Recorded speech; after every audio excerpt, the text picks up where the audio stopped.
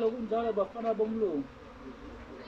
Na amadoda, na amakhosi ami, na amabutho lawo ezikwazi ukukhuluma njengoba ephumile enza kanje.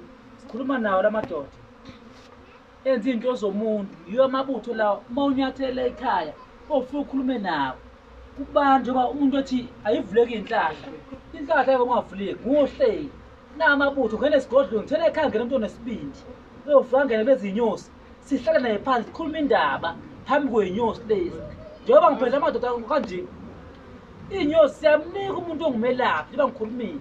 Abantu abanamacala siyayithumela inyosi sikhuluma ukuthi nali icala yilokho engisho ukuthi uyabona yilokho ngisho ube uyinyanga awube nento phela.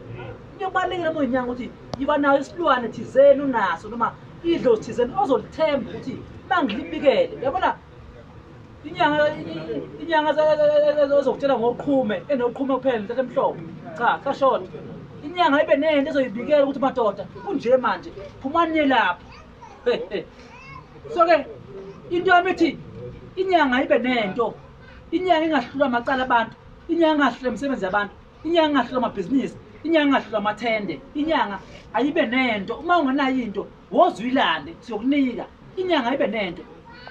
Befundisi